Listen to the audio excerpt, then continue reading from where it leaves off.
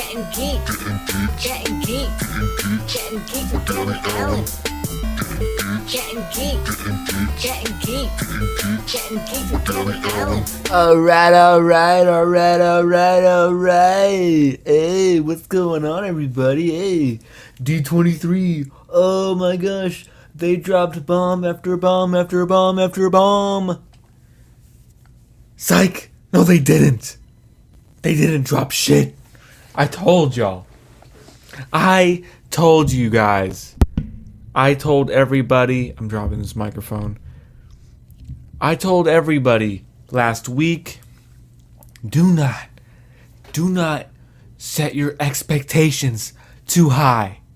I don't think Marvel's dropping bombs at D23. They just announced 2 phases worth of stuff at Comic-Con. And what do you know? They dropped a few trailers. Secret Invasion. We knew that was coming. So everything that they dropped, basically, we knew was coming. Was already announced. Especially on the Star Wars front, they didn't bring out the cast for the Acolyte. They didn't talk about the Acolyte at all. They didn't bring out the cast of Ahsoka. We didn't get an Ahsoka teaser. It was pretty bare bones at D23. They showed a few behind the scenes stuff for people that were there. I think they had another Black Panther trailer. They did like a 6-minute musical number for Marvel. It's just a little all over the place. But the overall consensus was D23 was a borderline flop for the most part. Am I still excited? Of course I'm still excited. But like I said, I'm not setting my expectations high anymore for any of these festivals, these cons, these expos, especially if we already have a huge slate. Like phase 5 and 6 are already announced. Star Wars, we already know what's going on with Ahsoka, The Acolyte, Tales of the Jedi, Mandalorian 3, Season 3. So they don't have to announce anything right now. So I was never really... I in the back of my brain, I'm like, yeah, it'd be cool to get Fantastic Four news and stuff like that.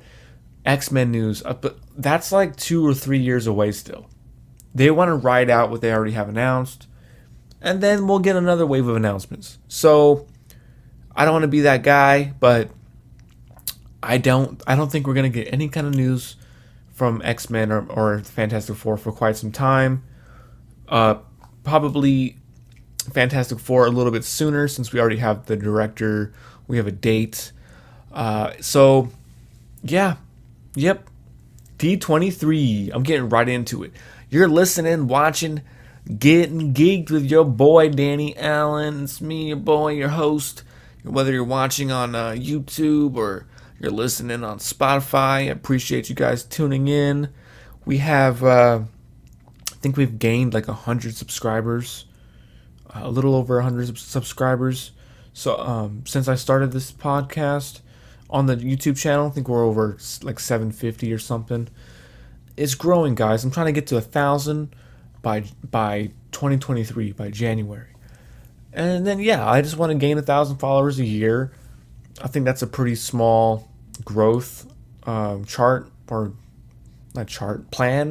I would say. Oh, let's get to 1 million. You know what I'm saying? Like, let's just keep things a bit small for now. I like having a niche community. I really enjoy when people come into the comment sections and they drop their opinions and they're not just trolling. They actually have something to contribute.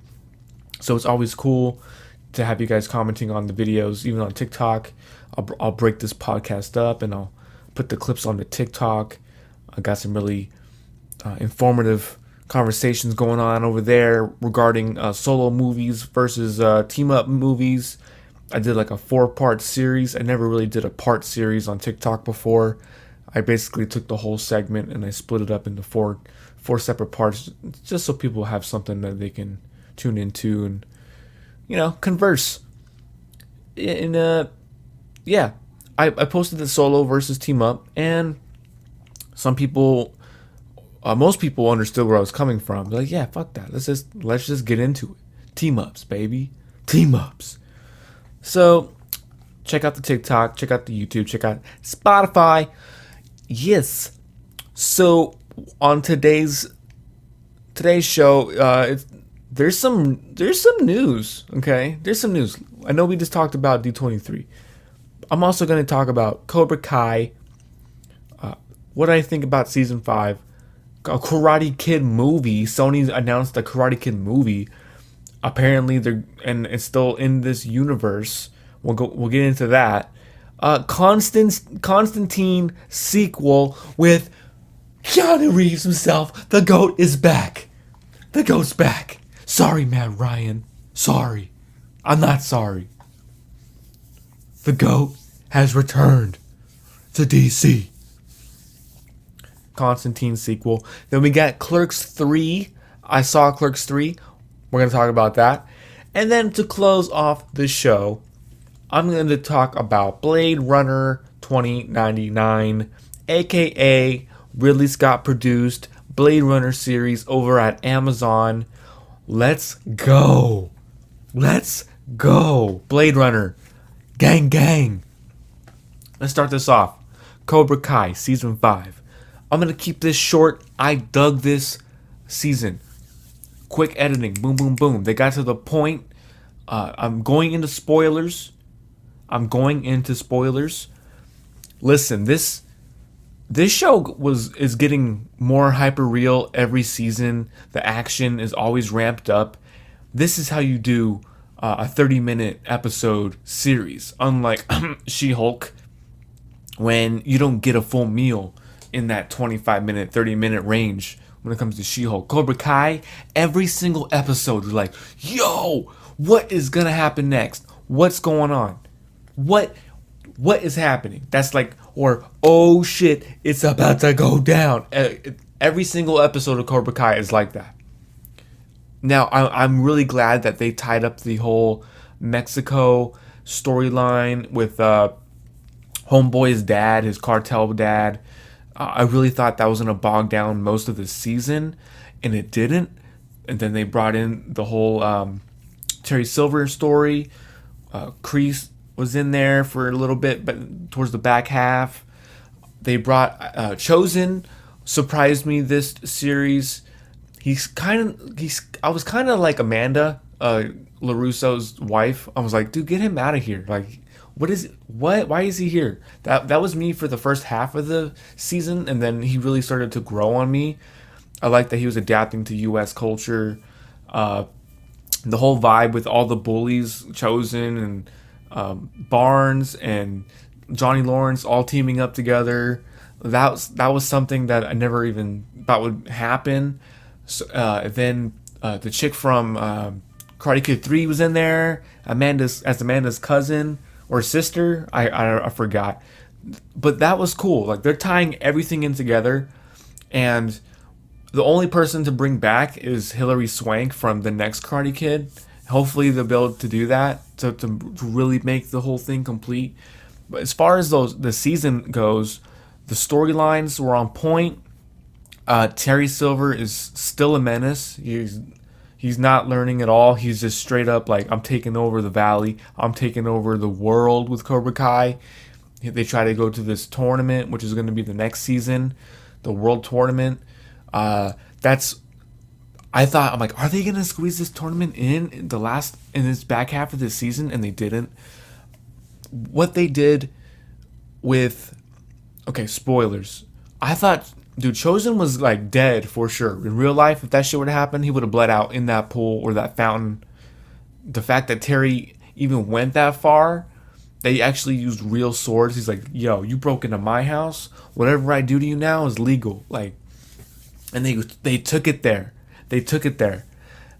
What they did, Kreese, when he fakes his death in the prison, I thought they killed off Kreese and Chosen, dude. So the fact that he's kind of faked his death again and he's doing his thing, they could go either way next season and not bring him back, him or Terry Silver. To be honest, this could be like a good wrap up point for them. And now the 6th, and I think will be the final season of Cobra Kai, will be the world tournament with Miyagi-Do, Eagle Fang or whatever. I think it's going to be called Miyagi Fang or something. I just think, dude, like 6 seasons, man. Cobra Kai. These dudes want to do spin-off series on top of this as well. Every interview I've seen with these guys, they're like, yeah, we have other plans. We have other plans. And now we get this Sony announcement. We're going to get not Cobra Kai. We're going to get a Karate Kid movie. And they're saying, the article's saying that it's going to be within this Karate Kid universe. So what does that mean? Are they doing a more condensed version of Cobra Kai? I don't know if this is the right time to do a Karate Kid movie. I think their heart may be in the right place, as in like, people love Karate Kid, people love Cobra Kai, let's give them a movie. You have to bring back the people that are working with Cobra Kai, the creators of Cobra Kai. If they're not involved with this Karate Kid movie, then just don't do it. Just don't do it, because we already got the Karate Kid movie, the Kung Fu Kid with Jaden Smith.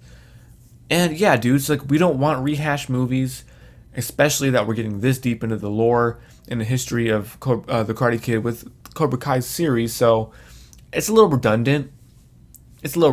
So I'm curious to see what they have to do, what they want to do with Karate Kid movie.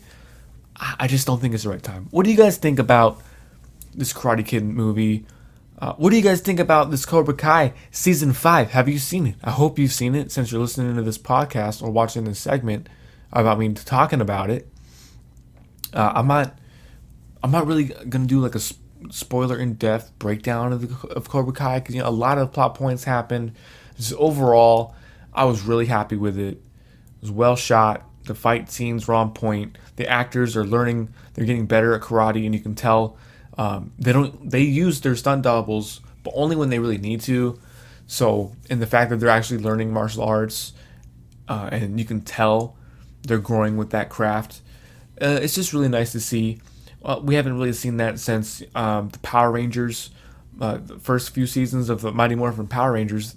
The reason why they cast those actors was they were martial artists, they were gymnasts, or they knew how to dance, and they incorporated that their skills into their character stories, and their each individual character arcs were they were more expanded upon because of that. And later on in Power Rangers, each new cast was not as great because they were thinly written.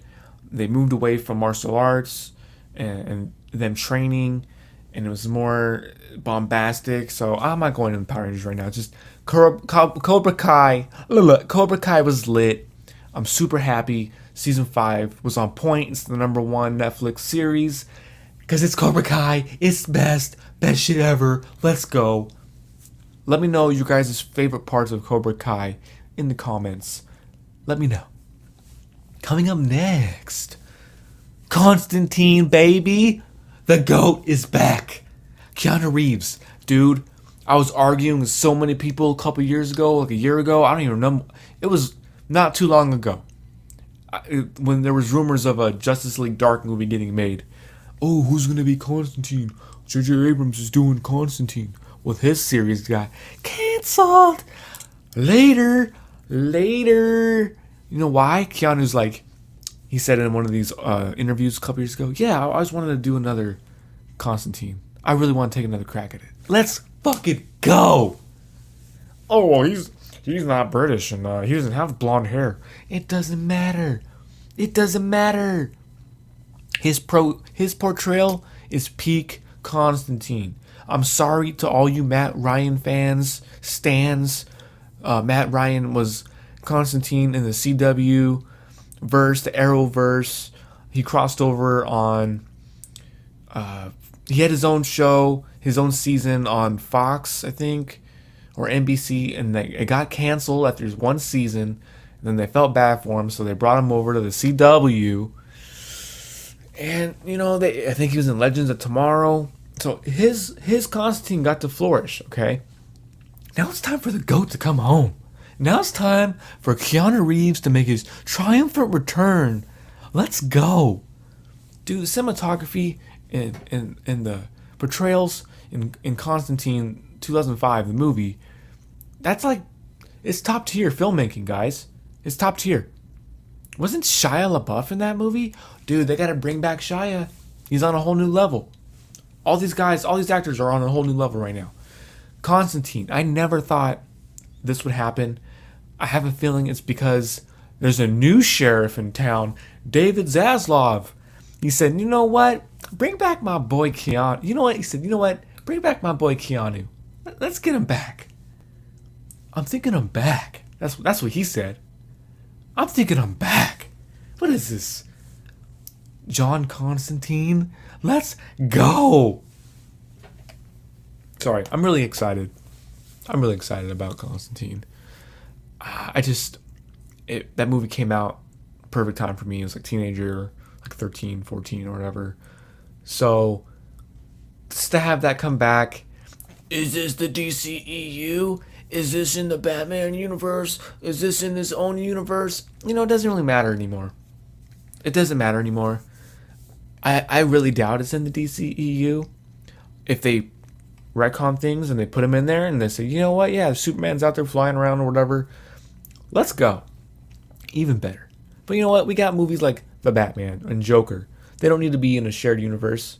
So maybe they'll take this Constantine sequel and they'll lead that into a Justice League Dark movie with Keanu Reeves. Maybe that's what they want to do.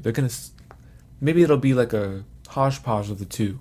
And maybe the Justice League Dark characters will be in Constantine too. What if it's called Constantine Justice League Dark? Boom. Backdoor pilot sequel in the DC EU. Let's go. It's canon. I'm going to state that right now. Probably not, but let's go. Keanu Reeves, Constantine. Are you excited that he's back? The ghost's back. Are you upset? Are you a Matt Ryan stan? Do you want him to come back? A lot of people wanted Matt Ryan to come back.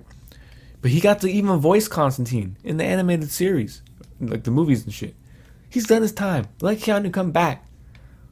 Why not? We got a multiverse. You know, tons of Earths in the DC universe. Why not? And let's make it R-rated. Let's go there. I just can't wait. He's going to have like short hair. And then he's going to have his beard like John Wick. I guarantee it. And he's going to be smoking a cigarette too. I'm thinking I'm back. I'm back. That's what I'm fucking talking about. DC's on one, bro. They're straight up making moves right now. I don't care. I don't care what you have to say. Yeah, they might have lost $20 billion in market cap or whatever. But you know what? I think Warner Brothers Discovery is on the right track now. They got the GOAT Keanu Reeves back. Okay? What's next? What's next? What else do you guys want from DC? What do you guys want besides Zack Snyder to come back? And a lot of people, and it's 50-50 on that. This episode is brought to you by Dr. Pepper. No, I'm really, it's really not sponsored by Dr. Pepper. I'm just thirsty and I want to drink in this podcast. And I'm keeping it cash, I'm keeping it cash. Coming up next on Getting Geeked with your boy. Yes, Snoochie Boochies. Yes, Nooch. Clerks 3. I saw Clerks 3. I'm gonna reiterate. I'm one of Kevin Smith's biggest fans. Jay and Silent Bob is my Cheech and Chong. First shared universe I ever watched. View Askew universe. First shared universe. Dogma. All that shit. I was about it, dude. Something about those movies are laid back. It was him and his friends making movies. Kevin's got the podcast. I'm not going to read his biography. If you're watching this Clerks 3 review, you know Kevin Smith and his fan base. I am one of many that say, I'm your biggest fan. But yes, I saw Clerks 3. I have my thoughts. Let's get into it. Let's get into this. Spoilers. Sorry, y'all. Spoiler filled. I like this. I don't know if I should love this movie or I should hate this movie. I felt things in this movie. I don't know if I wanted to feel in a Clerks movie. Clerks 2 got a little dramatic. This movie ramps that shit up. Is it warranted? Now, they brought back Rosario, okay? Dante, Becky, they were together at the end of Clerks 2. She was pregnant. So the logical thing would be like, oh, we're going to catch up with Dante and his fam and see what they've been up to for the past 15 years. They don't.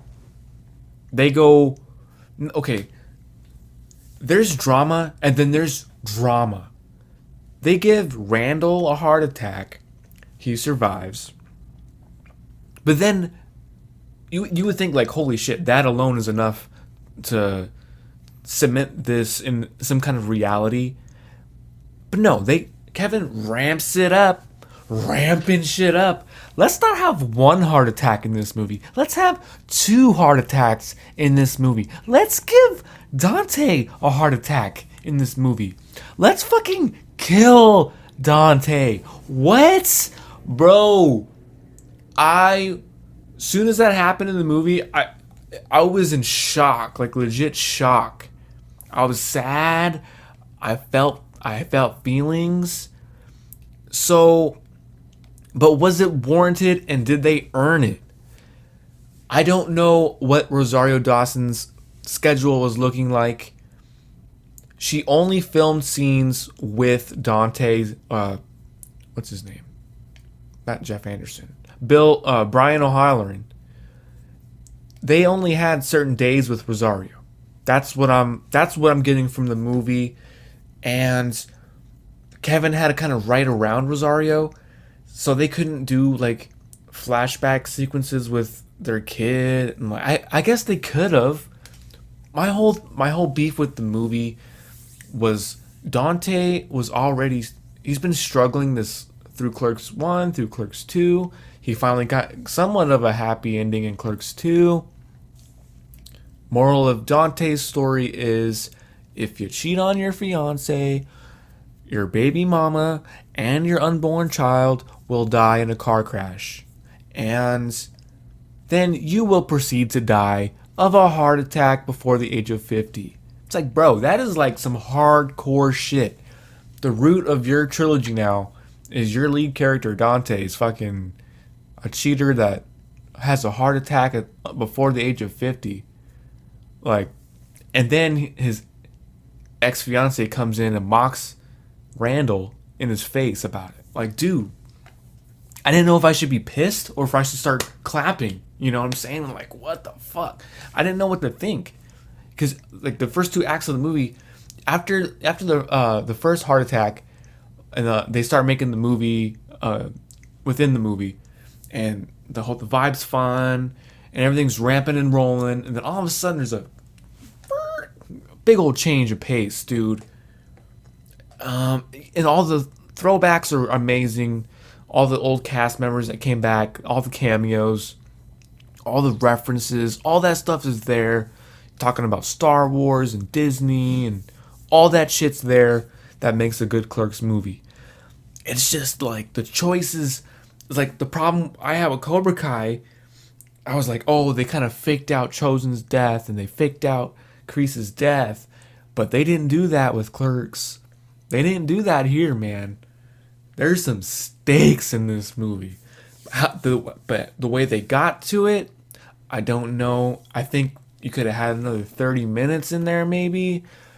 Randall himself in the movie says, I don't like long movies, hour and a half tops. So maybe that's Kevin's own kind of inner dialogue, telling the audience, like, listen, you get the point. It doesn't gotta be 2 hours, 2.5 hours. I don't even know how long Clerks 3 was, but it was a decent length. I could have probably used another 20 minutes with just Dante. Because obviously this was Randall's movie. This was Clerks, and Clerks 2 was very much about Dante and his relationship problems. And now it's Randall's turn. And it's kind of bittersweet, kind of a down ending. Like, they're talking about how Empire ended on a down ending. This is very much a combination of Empire and Return of the Jedi. Because there's that sadness, but then there's also that celebration of the past and embracing everything that you've been through, and you kind of get that Force Ghost kind of ending with Dante and the quick stop, and it's touching. It's just bittersweet because I don't know how that's going to affect my rewatch of this trilogy or any of these movies, to be frank with you, because I don't know. Maybe a lot of people watch Clerks as like escapism, but it's also very realistic. Clerks has always been more dramatic than, let's say, Mallrats or Jay and Silent Bob Strike Back reboot or Dogma. So there's always more drama in Clerks. It's just the way it got there. Man, it's just I'm right in the middle, man. I love the movie and I hate the movie. I do, because I was not ready for it. I went to see it for my birthday, and I was really excited to see it. And overall, my experience was I had a great time. But the way that movie made me feel was like a gut punch. I was like, oh shit. It was a gut punch. Because we all knew that from the trailers that Randall was going to have a heart attack. And we assumed that he was going to survive because Kevin Smith survived. And that's basically who Randall is Kevin Smith, basically.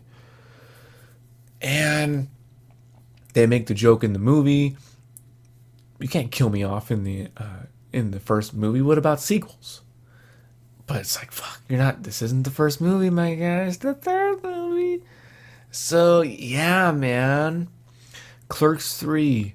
Kevin, why'd you gotta do that to me, man? Why'd you gotta do that to us? I'm upset about it. I'm really upset about it. Overall, I think it was a fantastically made film. It was a good movie. I think it has a lot of heart. All Kevin's movies have a lot of heart.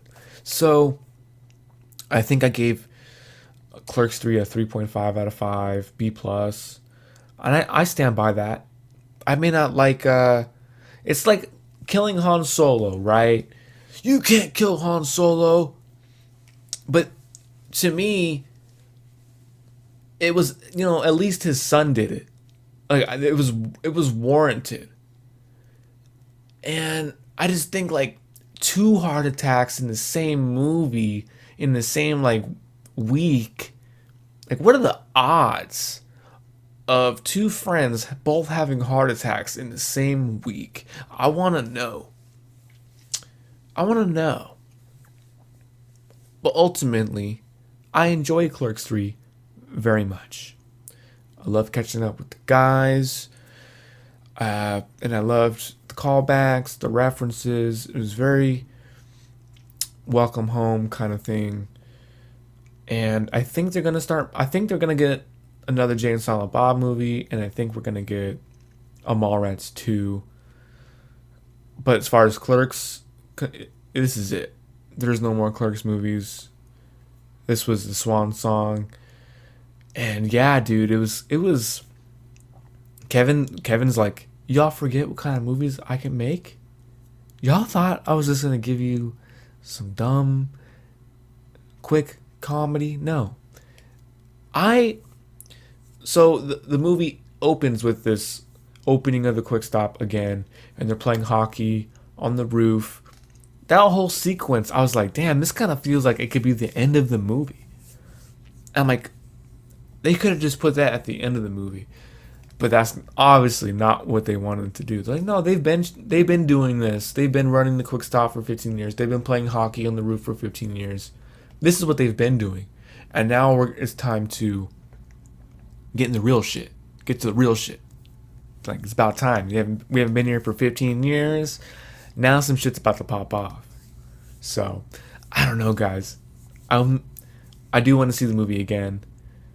And I hope we get, like, a Clerks trilogy Blu-ray package or something, 4K. Because I'm all about that. What do you guys think about Clerks 3? Have you seen Clerks 3? You had to go to the fandom screenings to see it. So it didn't have like a wide release.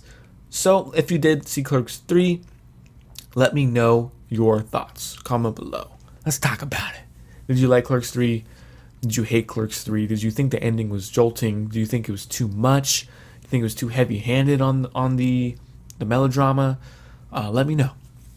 Coming up next on Gettin Geeks, we're going to end today's show with some news. Ridley Scott made Prometheus. Ridley Scott made Prometheus in 2011. Then he came back. And then he came back with Alien Covenant in 2017. Both were underwhelming to the general audience and critics. I thought those films were beautifully made and they were too highbrow for the general audience. Too many, like, oh, where's the xenomorphs? That's all they wanted in Prometheus. Covenant comes out. What's with all this synthetic stuff? Why is there androids? Oh, where's, it's like, Ridley Scott has always been into androids, synthetics, AI. He did the first Alien. That's his shit.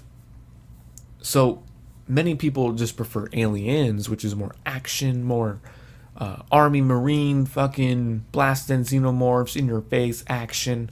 I like the franchise for the sci-fi element, the world building, the lore. I made a whole video about how Blade Runner is connected to Alien, the Predators, there's a whole timeline. So Blade Runner 2099 was announced, which is a sequel to Blade Runner 2049. 2099, that's a very interesting time because that's only a few years after Prometheus takes place. So I think we're going to see possibly the Wallace Corporation beefing with the Wayland Corporation or something like that. I think Blade Runner 2099 is going to be the series that really integrates the Alien franchise with the Blade Runner franchise, just because we don't see Earth in Prometheus, like the outside of Earth, basically, in that Prometheus movie. So I would be curious to see what that world looks like in 2099, and we've seen what it looks like in 2049. Replicants can basically they can be just like humans. They have babies with humans. They have souls. That's like the moral of the story. Blade Runner is pretty niche though. It wasn't successful. I think it won an Oscar for cinematography. It could be wrong. It underperformed at the box office, so we all thought it was done for. So Amazon is taking on the task of making a live-action Blade Runner series with Ridley Scott producing. That, to me, is all I needed to hear, because Ridley Scott is also producing an Alien series on FX. So as long as Ridley Scott's involved, all this shit's gonna, in the grand scheme of things, it might be Easter eggs or whatever. They all inhabit the same world. And this is just good news for everything, for all those franchises. This is good news for Blade Runner. This is good news for Alien. This is good news for the Predator franchise. So as long as these franchises are going, I just worry, like, how much money are they putting into this Blade Runner show? Who's the cinematographer? The visuals are a key component to Blade Runner. You gotta have your neon, gotta have your fog, your rain, your smog, LA, flying around. You gotta have all that stuff, holograms and shit. So Blade Runner 2099. What do you guys think about this news? I'm hyped about it. Amazon has a track record. I don't think they cancel as many shows as Netflix, so I'm glad it's not going to Netflix. I thought maybe it would go to HBO, but since Raised by Wolves didn't do well, if they had the opportunity to do this Blade Runner show, I'm pretty sure they passed on it, because they're like, no, we just did Raised by Wolves and it wasn't doing that great. Zaslav's like, nah, I think we're good, Ridley. We're good for now. So Amazon's still doing good. They got The Boys. What else? Invincible. They just canceled that Paper Girl show. Lord of the Rings is doing okay right now. It's getting so-so reviews. I'm enjoying it for the most part. It's not like House of Dragon or anything. The landscapes are pretty sprawling though. The effects are pretty hardcore. It's a little slow. And for an 8-episode series, like, come on, guys. Pick up the pace. But when it comes to Blade Runner, fuck, dude. That was like a damn near 3-hour movie, and I was all in. Just on the visuals. Just Ryan Gosling walking around. For fucking 3 hours. I'm about it. What do you guys think about this news? Blade Runner 2099 with Ridley Scott coming back to produce the series. Do you guys want it to be on Amazon? Is that good news or bad news? Do you want a Blade Runner 29? Do you want a Blade Runner series? Do you think they should stick to movies? Do you think Blade Runner is played out? Is there a conversation to be had here? Let me know. Let me know what you guys think, because it could go either way. They gotta put the money into it. Because if it doesn't look crispy, then it's gonna bomb. They did the Black Lotus Blade Runner series on Adult Swim. Wasn't a fan of the animation style. It just wasn't for me. I'll read the cliff notes and I'll get caught up in what happened. I prefer like an anime style, like 2D animation, like Blackout. Blade Runner did a Blackout short. It's like 15 minutes or something. And that happens like before, a little bit before Blade Runner 2049, I'm sure, or was it after? I don't know. There's a few different shorts. So do your research. I'm excited. I'm Blade Runner all the way. Let's go. Replicants. Let's go. What do you guys think about Blade Runner 2099? Comment below in the comment section and let me know. This episode of Gettin Geeked is brought to you by geekedmedia.com. Home of all your entertainment geek news. Brought to you by Dr. Pepper. I'm just playing. But if they do want to send me some cases, hit me up in the DM. I am down. Anyways, you've been watching, listening, episode 13. 13. It's your boy Danny Allen. Episode 13, Getting Geeked with your boy. Thank you for watching. Thank you for listening. Subscribe to the YouTube. Check out the TikTok, Twitter, all that good stuff. Go fuck yourself. Gettin Geeked. Gettin Geeked. Gettin Geeked with Danny Allen. Gettin Geeked. Gettin Geeked. Gettin Geeked with Danny Allen.